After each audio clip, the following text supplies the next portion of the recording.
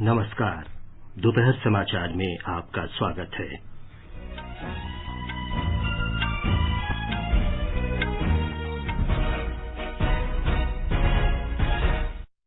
वित्त मंत्री निर्मला सीतारामन ने आत्मनिर्भर भारत पर केंद्रित पहला केंद्रीय डिजिटल बजट पेश किया। पूंजीगत व्यय में भारी बढ़ोतरी, 5.54 लाख करोड़ रुपए उपलब्ध कराए गए। स्वास्थ्य सेवा क्षेत्र में बजट आवंटन 137% बढ़कर 2,23,846 करोड़ रुपए हुआ। अगले 6 वर्षों के दौरान स्वास्थ्य सेवा प्रणाली को मजबूत करने के लिए प्रधानमंत्री आत्मनिर्भर स्वस्थ भारत योजना की शुरुआत की जाएगी। बीमा क्षेत्र में प्रत्यक्ष विदेशी निवेश 49% से बढ़ाकर 74% किया गया।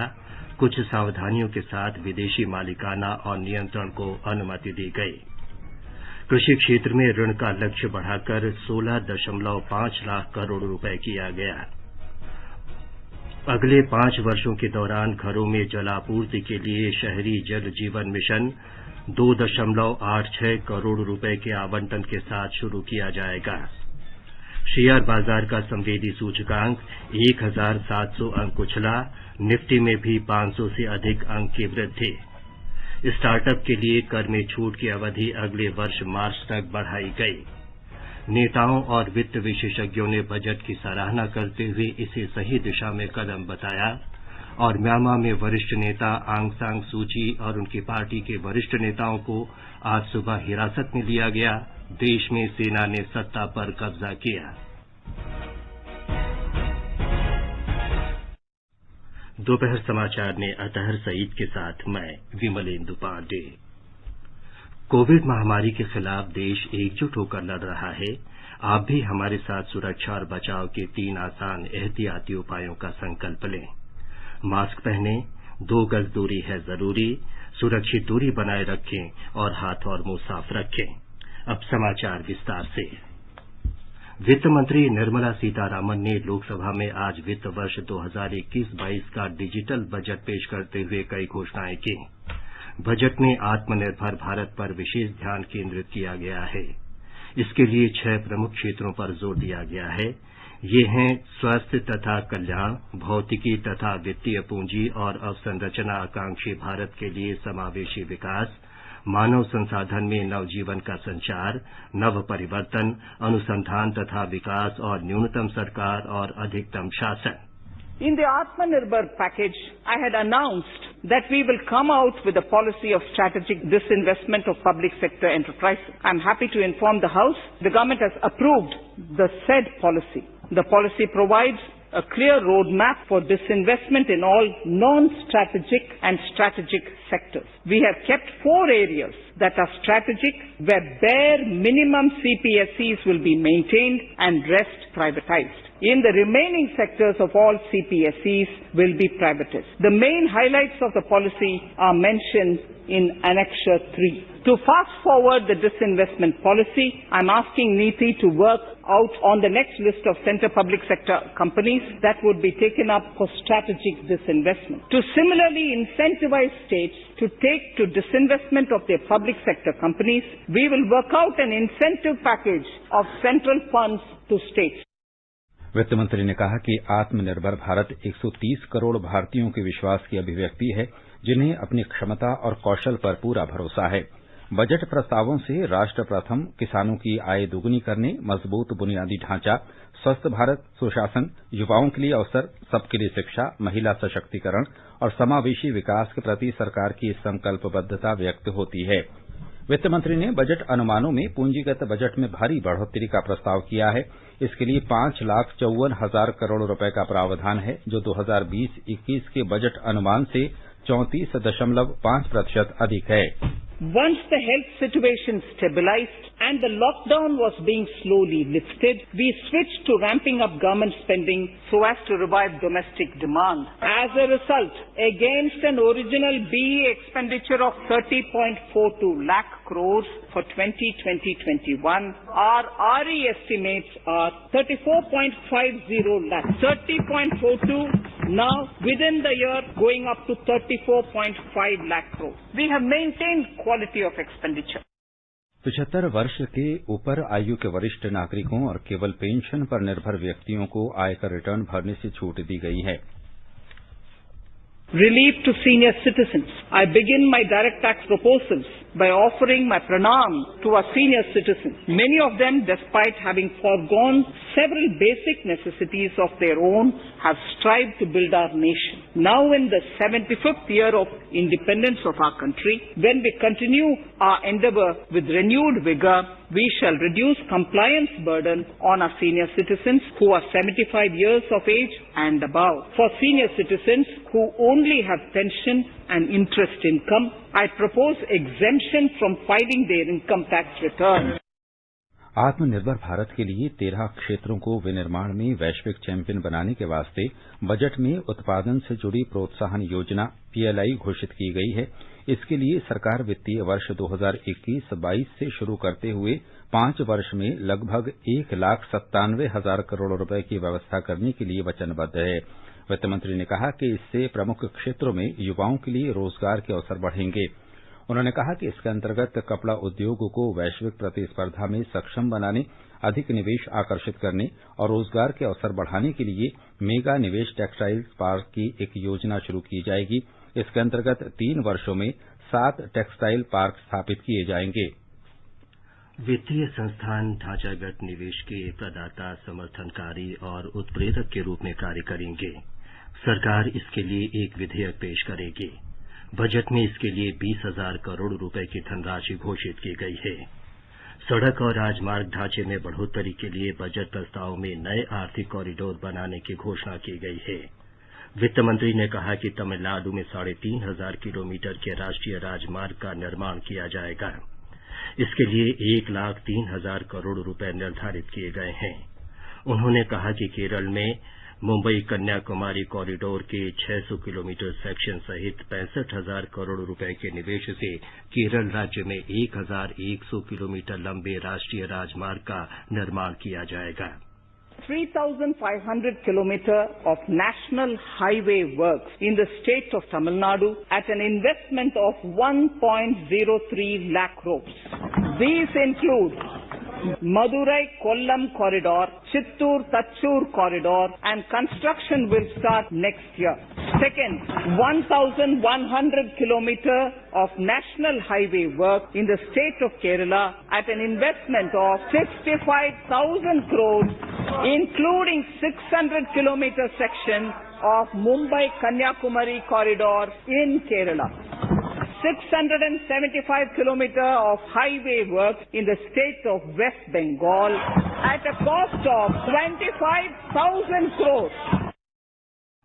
वित्त मंत्री ने कहा कि भारतीय रेलवे ने देश के लिए रेल योजना 2030 तैयार की है। बजट में 3 नई रेलवे परियोजनाएं प्रस्तावित की गई हैं। वर्ष 2020-21 में पूर्वी DFC का 263 किलोमीटर से अधिक लंबा सोननगर गोमो खंड सरकारी निजी भागीदारी के अंतर्गत शुरू किया जाएगा। इसके तत्काल बाद 274 किलोमीटर से अधिक लंबा गोमो दानकुनी खंड भी शुरू किया जाएगा। वित्त मंत्री ने कहा कि समर्पित भाड़ा कॉरिडोर परियोजनाएं निष्पादित की जाएंगी। इनमें खड़गपुर से विजयवाड़ा तक पूर्वी तट कॉरिडोर, भुसावल से खड़गपुर और दानकुनी तक पूर्वी पश्चिमी कॉरिडोर और इटारसी से विजयवाड़ा तक उत्तर दक्षिण कॉरिडोर शामिल हैं। Honorable Speaker, sir, Indian Railways have prepared a National Rail Plan for India 2030. The plan is to create a future-ready railway system by 2030. Bringing down the logistics for an industry is at the core of our strategy to enable Make in India. It is expected that Western Dedicated Freight Corridor and Eastern Dedicated Freight Corridor will be commissioned by June 2022. The following additional initiatives are also proposed. The Sonnagar-Gomo sections, 263 kilometers of Eastern Dedicated Freight Corridor will be taken up in PPP mode in this year itself. Gomo-Dankuni section of 274.3 kilometers will be also taken up shortly in short succession. वित्त मंत्री ने कहा कि broad gauge मार्गों के विद्युतीकरण का 72% लक्ष्य 2021 के अंत तक हासिल कर लिया जाएगा। उन्होंने कहा कि दिसंबर 2023 तक 100% विद्युतीकरण पूरा हो जाएगा। वित्त मंत्री ने यात्री सुविधाओं के अंतर्गत पर्यटक मार्गों पर सौंदर्यपरक रूप से डिजाइन किए गए विस्टाडोम LHV कोच शुरू करने की घोषणा की। उन्होंने रेलवे के लिए 1,10,055 करोड़ रुपए की राशि प्रस्तावित की। इसमें से 1,07,100 करोड़ रुपए पूंजीगत व्यय के लिए हैं। सरकार मेट्रो रेल नेटवर्क के विस्तार और सिटी बस सेवा में बढ़ोतरी के माध्यम से सार्वजनिक परिवहन की हिस्सेदारी बढ़ाने का प्रयास करेगी।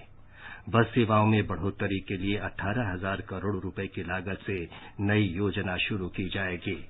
बजट में कोच्चि मेट्रो रेलवे फेज 2 के लिए 1,957 करोड़ रुपए से अधिक धन प्रस्तावित किया गया है। चेन्नई मेट्रो के लिए 63,246 करोड़ रुपए, बंगलुरु मेट्रो रेलवे के लिए 14,788 करोड़ रुपए और नागपुर मेट्रो रेल परियोजना के लिए 5,976 करोड़ रुपए तथा नासिक मेट्रो के लिए 2,092 करोड़ रुपए देने का प्रस्ताव है।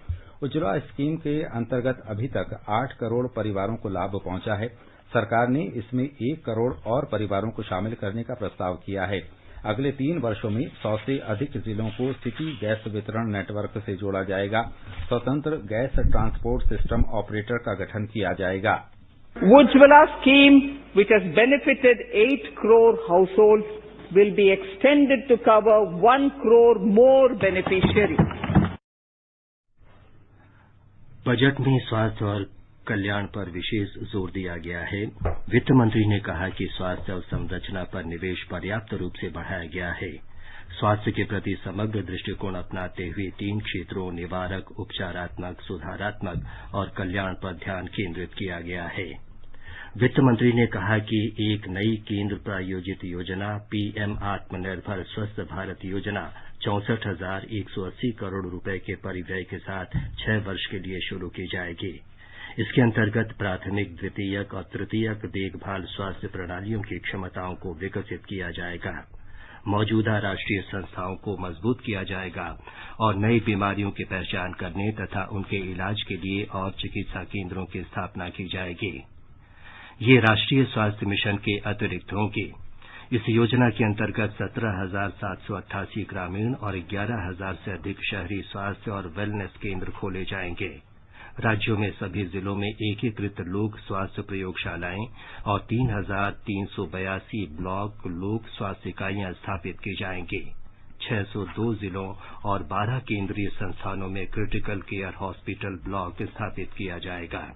वित्त मंत्री ने कहा कि जल जीवन मिशन शहरी शुरू किया जाएगा। इसके अंतर्गत 4,378 शहरी स्थानीय निकायों में 2 करोड़ 86 लाख घरेलू नए नल कनेक्शनों के साथ सर्वसुलभ जल आपूर्ति और 500 अमृत शहरों में तरल अपशिष्ट प्रबंधन की व्यवस्था की जाएगी। इसे 2,87,000 करोड़ रुपए के परिव्यय से 5 वर्ष में कार्यान्वित किया जाएगा।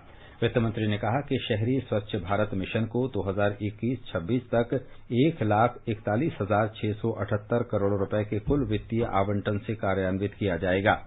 वित्त मंत्री ने वायु प्रदूषण की विकराल होती समस्या के समाधान के लिए 10 लाख से अधिक जनसंख्या वाले 42 शहरों के लिए 2,217 करोड़ रुपए की राशि मुहैया कराने का प्रस्ताव किया है। श्रीमती सीतारामन ने पुराने और अनुपयुक्त वाहनों को चरणबद्ध रूप से हटाने के लिए स्वैच्छिक वाहन स्क्रैपिंग नीति की घोषणा की। बजट में कोविड-19 वैक्सीन के लिए 35,000 करोड़ रुपए प्रदान किए जाएंगे तथा आवश्यकता होने पर अधिक राशि देने के लिए सरकार प्रतिबद्ध है। इसके अंतर्गत 20 वर्ष पुराने व्यक्तिगत और 15 वर्ष पुराने वाणिज्यिक वाहनों की ऑटोमेटेड फिटनेस केंद्रों में फिटनेस जांच की होगी। बजट में स्वास्थ्य और कल्याण के लिए 2,23,846 करोड़ रुपए का प्रावधान किया गया है। ये राशि पिछले बजट में 94,452 करोड़ रुपए के प्रावधान से 137% अधिक है। सरकार ने बीमा कंपनियों में प्रत्यक्ष विदेशी निवेश की सीमा 49% से बढ़ाकर 74% करने का प्रस्ताव किया है। इसके लिए बीमा अधिनियम 1938 में संशोधन किया जाएगा। I propose to amend the Insurance Act 1938 to increase the permissible FDI limit from 49% to 74% in insurance companies and allow foreign ownership and control with safeguards. Under the new structure, the majority of directors on the board and key management persons would be resident Indians, with at least 50% of directors being independent directors and specified percentage of profits being retained as general reserve. Stressed asset resolution by setting up a new structure. सरकार ने सार्वजनिक क्षेत्र के बैंकों के पुनर्पूंजीकरण के लिए 20,000 करोड़ रुपए प्रस्तावित किए हैं। सरकारी बैंकों की फंसी हुई पूंजी की समस्या से निपटने के लिए परिसंपत्ति पुनर्निर्माण कंपनी और परिसंपत्ति प्रतिबंधित कंपनी स्थापित की जाएगी। वित्त मंत्री ने कहा कि सरकार ने सार्वजनिक क्षेत्र के उद्यमों के कार्यनीतिक विनिवेश की नीति मंजूर की है। इससे सभी गैर कार्यनीतिक और कार्यनीतिक क्षेत्रों में विनिवेश की स्पष्ट रूपरेखा तैयार की जा सकेगी। सरकार भारतीय जीवन बीमा निगम का इनिशियल पब्लिक ऑफर आईपीओ भी लाएगी। प्रधानमंत्री ने नवंबर 2020 में तीसरे री इन्वेस्टमेंट कॉन्फ्रेंस में राष्ट्रीय हाइड्रोजन एनर्जी मिशन शुरू करने की घोषणा की थी। वित्त मंत्री ने 2021-22 में हाइड्रोजन एनर्जी मिशन शुरू करने का प्रस्ताव किया है। इसके अंतर्गत ग्रीन पावर स्रोतों से हाइड्रोजन पैदा की जा सकेगी। किसानों को समुचित ऋण प्रदान करने के लिए सरकार ने अगले वित्त वर्ष में कृषि ऋणों का लक्ष्य बढ़ाकर 16,50,000 करोड़ रुपए निर्धारित किया है।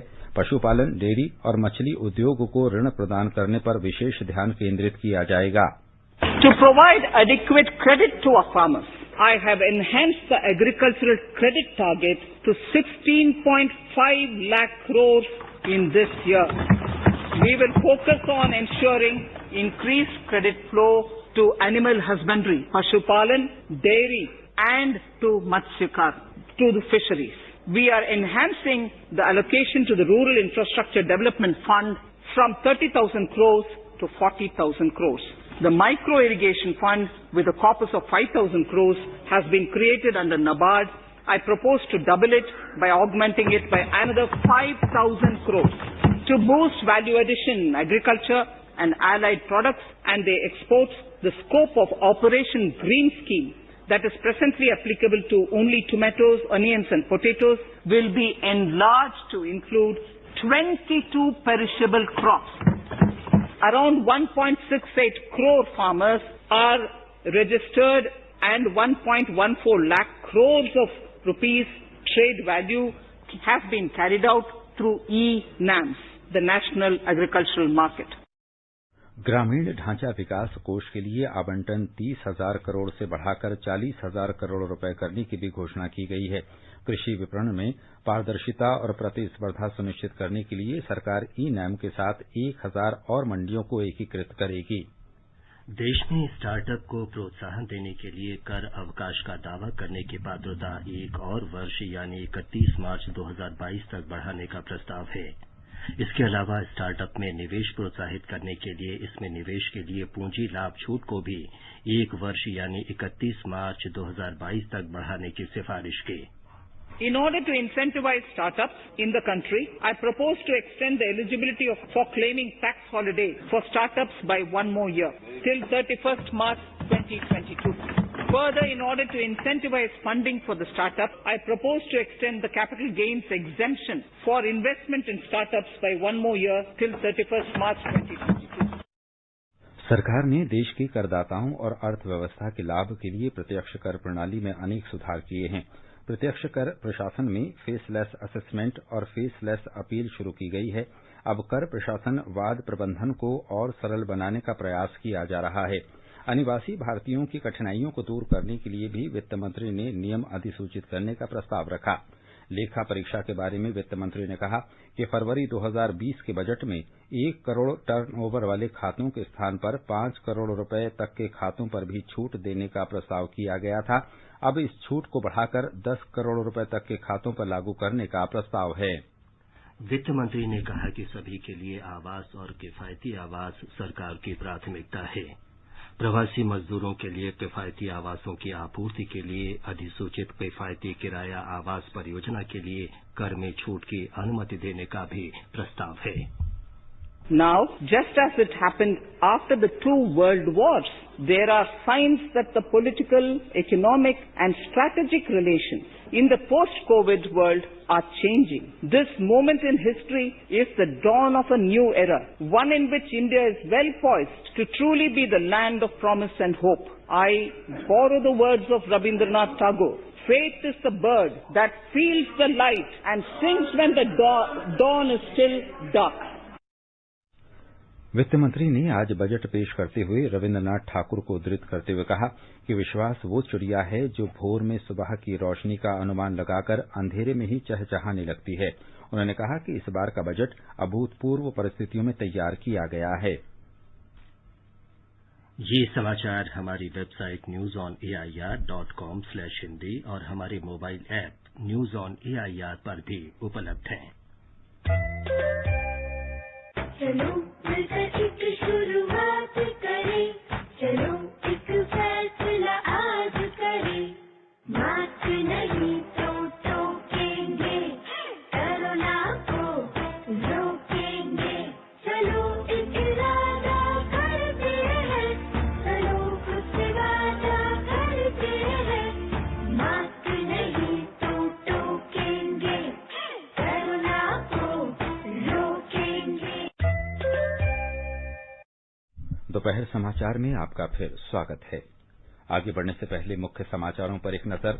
वित्त मंत्री निर्मला सीतारामन ने आत्मनिर्भर भारत पर केंद्रित पहला केंद्रीय डिजिटल बजट पेश किया। पूंजीगत व्यय में भारी बढ़ोतरी 5.54 लाख करोड़ रुपए उपलब्ध कराए गए। स्वास्थ्य सेवा क्षेत्र में बजट आवंटन 137% बढ़कर के 2,23,846 करोड़ रुपए हुआ। अगले 6 वर्षों के दौरान स्वास्थ्य सेवा प्रणाली को मजबूत करने के लिए प्रधानमंत्री आत्मनिर्भर स्वस्थ भारत योजना की शुरूआत की जाएगी। बीमा क्षेत्र में प्रत्यक्ष विदेशी निवेश 49 से बढ़ाकर 74% किया गया। कुछ सावधानियों के साथ विदेशी मालिकाना और नियंत्रण को अनुमति दी गई। कृषि क्षेत्र में ऋण का लक्ष्य बढ़ाकर 16.5 लाख करोड़ रुपए किया गया। शेयर बाजार का संवेदी सूचकांक 1,700 अंक उछला। निफ्टी में भी 500 अंक की वृद्धि।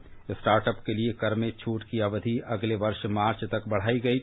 नेताओं और वित्त विशेषज्ञों ने बजट की सराहना करते हुए इसे सही दिशा में कदम बताया।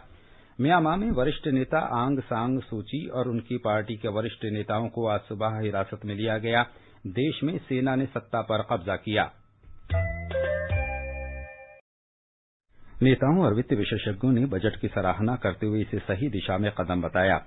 केंद्रीय सड़क परिवहन और राजमार्ग मंत्री नितिन गडकरी ने आज केंद्रीय बजट में घोषित की गई स्वैच्छिक वाहन परिमार्जन नीति का स्वागत किया है। उन्होंने कहा कि देश में इस समय 51 लाख से अधिक ऐसे हल्के मोटर वाहन हैं जो 20 वर्ष से अधिक पुराने हैं, जबकि अन्य 34 लाख ऐसे हैं जो 15 वर्ष से अधिक पुराने हैं। श्री गडकरी ने बताया कि पुराने वाहन नए वाहनों की तुलना में लगभग 10 गुना अधिक प्रदूषण फैलाते हैं और नई नीति का उद्देश्य इस प्रदूषण को नियंत्रित करना है। उन्होंने इस्पात उत्पादों पर सीमा शुल्क में कटौती और सूक्ष्म, लघु तथा मध्यम उद्यम क्षेत्र के लिए आवंटन में वृद्धि के निर्णय का भी स्वागत किया। MSME products 10 to 15% duties, steel cruise, leather. ये लेदर जो है हमारे ऊपर जो इम्पोर्ट हो रहा था, हमें leather not allowed imports and gem stones, artificial cotton, higher duties, ethyl alcohol. तो ये एक प्रकार से MSME के छोटे उद्योगों को इससे काफी फायदा होगा। MSME का भी बजट हमारा डबल किया गया है। जो 7,500 करोड़ था वो 15,000 करोड़ हुआ है। तो मुझे लगता है कि दोनों विभाग में अच्छा है। और एग्रीकल्चर में सबसे अच्छी बात है कि जो प्राइमरी लेंडिंग है वो 16 लाख करोड़ तक पहुंचा है और 16 लाख करोड़ में किसानों को ये मिलेगा ही, उसके साथ साथ फिशरीज और डेयरी उसको भी इसमें फायदा होगा। ये तीनों प्रायोरिटी सेक्टर में आते हैं। तो 16 लाख करोड़ ये एग्रीकल्चर इकोनॉमी के लिए बहुत उपयोगी होगा। केंद्रीय मंत्री प्रकाश जावड़ेकर ने इस बजट को नई दिशा देने वाला बजट कहा है। ये बजट देश को नई दिशा दिखाने वाला है। जिस तरह से रोड, पोर्ट, एयरपोर्ट, रेलवे सब प्रकार के मूलभूत संरचनाओं को बहुत ज्यादा मात्रा में पैसा रखा है, उससे देश भी आगे बढ़ेगा और रोजगार भी बहुत मात्रा में पैदा होगा। किसानों के लिए सबसे ज्यादा काम मोदी सरकार ने किया है और एमएसपी भी दिया है, एपीएमसी भी रहेगी और बाकी सब लोगों को दाम मिल रहे हैं, वही मांग थी उनकी, और उनको किसान सम्मान निधि भी मिल रहा है। तो इस सबके लिए जो धन जुटाना था उसका भी ठीक रास्ता कृषि सेस जो लगाया है वो किसानों के कल्याण के लिए है और लोग देंगे, ये मुझे पूरा विश्वास है। प्रधानमंत्री नरेंद्र मोदी इस समय बजट पर अपनी प्रतिक्रिया दे रहे हैं। आइए सीधे चलते हैं। हर वर्ग का समावेश भी है। हम इस बजट में जिन सिद्धांतों को लेकर चले हैं वो हैं ग्रोथ के लिए नए अवसरों, नई संभावनाओं का विस्तार करना, युवाओं के लिए नए अवसरों का निर्माण करना, मानव संसाधन को एक नया आयाम देना, इंफ्रास्ट्रक्चर निर्माण के लिए नए नए क्षेत्रों को विकसित करना, आधुनिकता की तरफ आगे बढ़ना, नए सुधार लाना। साथियों, नियमों और प्रक्रियाओं को सरल बनाकर आम लोगों के जीवन में ईज ऑफ लिविंग को बढ़ाने पर इस बजट में जोर दिया गया है। ये बजट इंडिविजुअल्स, इन्वेस्टर्स, इंडस्ट्री और साथ ही इंफ्रास्ट्रक्चर सेक्टर में बहुत सकारात्मक बदलाव लाएगा।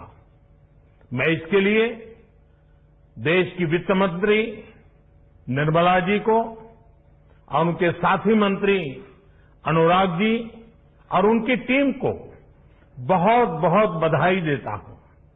साथियों, ऐसे बजट देखने को कम ही मिलते हैं जिसमें शुरू के 1-2 घंटों में ही इतने सकारात्मक रिस्पांस आए।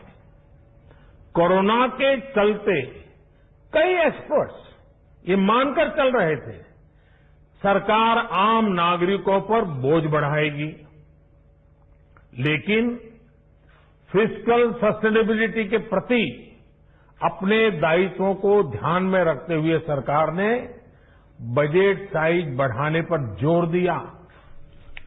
उत्तर प्रदेश के मुख्यमंत्री योगी आदित्यनाथ ने कहा कि ये बजट न केवल आम लोगों की आकांक्षाओं और सपनों को पूरा करेगा, बल्कि ये देश को मजबूत और खुशहाल बनाने की दिशा में एक महत्वपूर्ण कदम है। महाराष्ट्र में विपक्ष के नेता देवेंद्र फडणवीस ने नासिक मेट्रो मॉडल को राष्ट्रीय परियोजना के रूप में स्वीकार करने के केंद्र सरकार के फैसले पर प्रसन्नता जताई है। आकाशवाणी से बातचीत में बीजू जनता दल सांसद भृत्युहरि महताब ने केंद्रीय बजट की प्रशंसा की।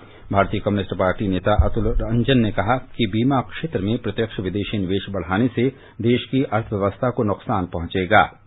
नीति आयोग के उपाध्यक्ष राजीव कुमार ने बजट की प्रशंसा करते हुए कहा कि बजट में विकास पर ध्यान केंद्रित किया गया है और ये अर्थव्यवस्था को पुनर्जीवित करने में सहायक होगा। विभिन्न उद्योग और व्यापार संगठनों ने बजट का स्वागत किया है। शेयर बाजार ने भी बजट पर अनुकूल प्रतिक्रिया जताई है। बंबई शेयर बाजार का संवेदी सूचकांक बजट पेश किए जाने के बाद 1848 अंक उछलकर 48,134 पर पहुंच गया। राष्ट्रीय स्टॉक एक्सचेंज का निफ्टी भी 514 अंक बढ़कर 14,149 पर पहुंच गया। ये समाचार आकाशवाणी से प्रसारित किए जा रहे हैं। ताजा समाचार जानने के लिए आप हमारे Twitter handle @AIR News Hindi को फॉलो कर सकते हैं। म्यांमार में सेना ने सत्ता पर कब्जा कर लिया है। देश की वरिष्ठ नेता आंग सान सूची और सत्ताधारी national league for democracy party के कई अन्य नेताओं को आज सुबह हिरासत में ले लिया गया।